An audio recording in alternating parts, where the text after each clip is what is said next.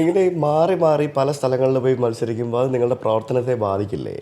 അല്ല, അത് നേരത്തെ ചോദിച്ച ചോദ്യത്തിൻ്റെ ഉത്തരം. അതായത് അതിനെ ഇപ്പം ഫോർ എക്സാമ്പിൾ സുരേഷ് ഗോപി അദ്ദേഹം കഴിഞ്ഞ ഒരു കുറച്ച് വർഷങ്ങളായിട്ട് തൃശ്ശൂരിൽ പ്രവർത്തിച്ചത് അല്ലെങ്കിൽ പ്രയത്നിച്ചത് കൊണ്ടല്ലേ അദ്ദേഹം ഇപ്പോൾ ജയിച്ചത്.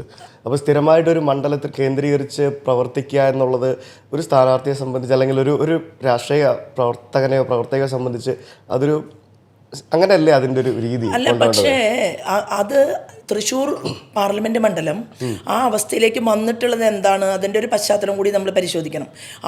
അവിടെ ബാലഗോകുലത്തിന്, വിശ്വ ഹിന്ദു പരിഷത്തിന്, ഹിന്ദു ഐക്യവേദിക്ക്, ക്ഷേത്ര സംരക്ഷണ സമിതിക്ക് അങ്ങനെ സംഘടനാപരമായിട്ട് വളരെ ഒരു നല്ല വളക്കൂറുള്ള ഞങ്ങളുടെ സംഘടനാ പ്രവർത്തനങ്ങൾക്ക് വളക്കൂറുള്ളൊരു മണ്ണാണ്. ഇപ്പോൾ ഈവൻ ഞാൻ പോലും ബാലഗോകുലത്തിലൂടെ 13 വയസ്സ് മുതൽ വന്ന് 21 വയസ്സ് വരെ ബാലഗോകുലത്തിൻ്റെയും ABVPയുടെയും 2 ചുമതലകൾ ഒരേ സമയത്ത് ഏറ്റെടുത്ത് പ്രവർത്തിക്കാൻ സാധിച്ചിട്ടുള്ള ഒരു സ്ഥലമാണ്. അങ്ങനെ അപ്പോൾ ഞങ്ങൾക്കത് വർഷങ്ങളായിട്ട് മുന്നേറിക്കൊണ്ടിരിക്കുന്ന ഒരു മണ്ഡലമാണ്. ആ മണ്ഡലത്തിൽ സുരേഷ് ഗോപി ചേട്ടൻ എന്ത് ചെയ്തു? അവിടെ സ്ഥിരമായിട്ട് താമസിച്ചു, ആളുകൾക്ക് വലിയ ഉപകാരമായിട്ടുള്ള പ്രവർത്തനങ്ങളെല്ലാം ചെയ്യാൻ ശ്രമിച്ചു. അവിടെ മാത്രം അത് അദ്ദേഹത്തിന് ചെയ്യുന്നത് പോലെ നമുക്ക് ചെയ്യാൻ പറ്റില്ല. കാരണം നമ്മൾ പാർട്ടിയുടെ തായ്തടിയിലാണ് നിൽക്കുന്നത്. അപ്പോൾ നമ്മുടെ പാർട്ടിയുടെ വളർച്ച ഉണ്ടാകണമെങ്കിൽ ഈ പാർട്ടിയെ നമ്മളൊരു മരമായിട്ട് സങ്കല്പിക്കുക. ഈ മരത്തിൻ്റെ ചില്ലകളും പൂക്കളും അതൊക്കെ കാണാൻ നല്ല ഭംഗിയാണ്. പക്ഷെ മരത്തിൻ്റെ വേരാണ് ആ മരത്തിനെ ജീവനായിട്ട് നിലനിർത്തുന്നത്. അപ്പം വേരുകളാകാൻ വിധിക്കപ്പെട്ടവരാണ്, അല്ലെങ്കിൽ അതിനെ സന്തോഷത്തോടു കൂടി അത് നമ്മുടെ പ്രസ്ഥാനത്തിൻ്റെ ഉണർച്ചയ്ക്ക് വേണ്ടിയിട്ടുള്ള ഒരു വിധിയാണ് എന്ന് സങ്കല്പിക്കാൻ സാധിക്കുമ്പോൾ ഈ പോയ സ്ഥലത്തെല്ലാം വോട്ട് ഡബിളായല്ലോ. അപ്പോൾ അതിപ്പോൾ ഞാനാണെങ്കിലും ശ്രീമാൻ സുരേന്ദ്രൻ ഉൾപ്പെടെയുള്ള ഒരുപാട് ആളുകൾ അങ്ങനെ പോയിട്ടുണ്ട്. മാറി മാറി മണ്ഡലങ്ങളിൽ മത്സരിക്കാൻ പാർട്ടി പറയുമ്പോൾ നമ്മളത് ഏറ്റെടുക്കുക, മത്സരിക്കുക. നല്ല റിസൾട്ട് ഉണ്ടാകുമ്പോൾ എന്ത് സംഭവിക്കും? ഇപ്പം എന്നെ സംബന്ധിച്ച് എനിക്ക് ഇതിനകത്തും ഒരു പ്ലസ് പോയിന്റ് ഉണ്ടായി. കാരണം എല്ലാ സ്ഥലത്തും എനിക്ക് കൂട്ടുകാരുണ്ട്, എല്ലാ സ്ഥലത്തും വീടുകളുണ്ട്. അപ്പോൾ കേരളത്തിൽ ഒരു 9 ഇലക്ഷൻ ഡിഫറെൻ്റ് ആയിട്ടുള്ള സ്ഥലങ്ങളിൽ ചെയ്തു എന്നുള്ളത് കൊണ്ട് തന്നെ അവിടെയൊക്കെ നമുക്ക് ആൾക്കാരുണ്ട്. അപ്പോൾ ഏതാണ്ട് ഞാനിപ്പോൾ മത്സരിക്കാത്തൊരു മണ്ഡലം എന്ന് പറയാനായിട്ട് കോഴിക്കോടിനപ്പുറത്ത് കോഴിക്കോട്, കാസർഗോഡ്, കണ്ണൂർ ആ മേഖലകൾ ഒഴിച്ചാൽ എറണാകുളം മത്സരിച്ചു, തൃശ്ശൂർ മത്സരിച്ചു, അതുപോലെ പാലക്കാട് മത്സരിച്ചു, തിരുവനന്തപുരം മത്സരിച്ചു, ആലപ്പുഴ മത്സരിച്ചു. അപ്പോൾ അങ്ങനെ അവിടെയൊക്കെ നമുക്ക് ധാരാളം ബന്ധങ്ങൾ ഉണ്ടാക്കാൻ സാധിച്ചു. അപ്പോൾ അത് പാർട്ടിയുടെ സംഘടനാ പ്രവർത്തനത്തിന് അത് നന്നായി എന്നാണ് എനിക്ക് തോന്നുന്നത്.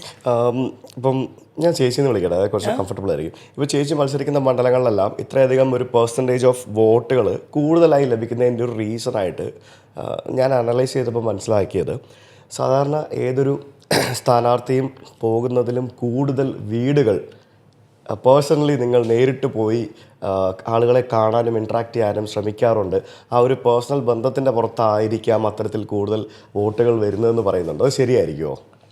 അതായത് വീടുകളിൽ പോകാനായിട്ട് എല്ലാ സ്ഥാനാർത്ഥികൾക്കും ഒരേ സമയം തന്നെയാണ് കിട്ടുക. കാരണം പക്ഷെ നിങ്ങൾ അത് മാക്സിമം യൂസ് ചെയ്യുന്നുണ്ടെന്ന് പറഞ്ഞു കേട്ടിട്ടുണ്ട്.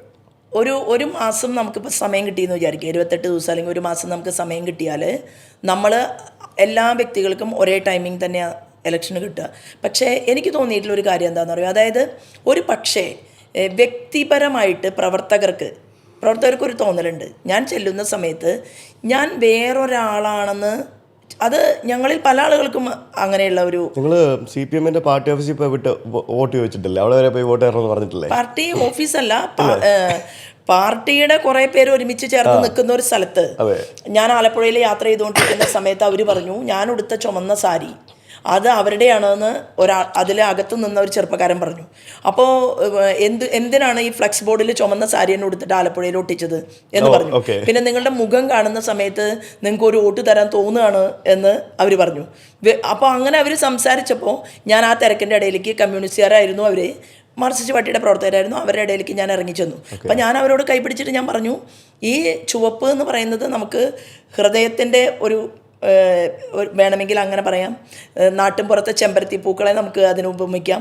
പിന്നെ നിങ്ങൾക്ക് വേറൊരാൾ പറഞ്ഞു, ഞങ്ങൾക്ക് ഞങ്ങളുടെ പഴയ നേതാവിനെ ഓർമ്മ വരികയാണ് ഈ സാരിയും ഈ ഇതൊക്കെ കാണുന്ന സമയത്ത് എന്ന് പറഞ്ഞപ്പോൾ ഞാൻ അവരോട് വളരെ സ്നേഹമായിട്ട് ഞാൻ ഇങ്ങനെ പറഞ്ഞു, ആലപ്പുഴയിൽ ഞാൻ വളരെ കുറേ കാര്യങ്ങൾ അവിടുത്തെ ആളുകൾക്ക് വേണ്ടിയിട്ട് സ്വപ്നം കണ്ടിരുന്നു. അപ്പോൾ അതിനു വേണ്ടി കുറേ പദ്ധതികൾ ഞാൻ എൻ്റെ വികസന രേഖയിൽ 1000 കോടിയുടെ പദ്ധതി ആലപ്പുഴ പാർലമെൻറ്റിൽ നടപ്പിലാക്കും എന്നെനിക്ക് ഞാൻ പറയുകയുണ്ടായി.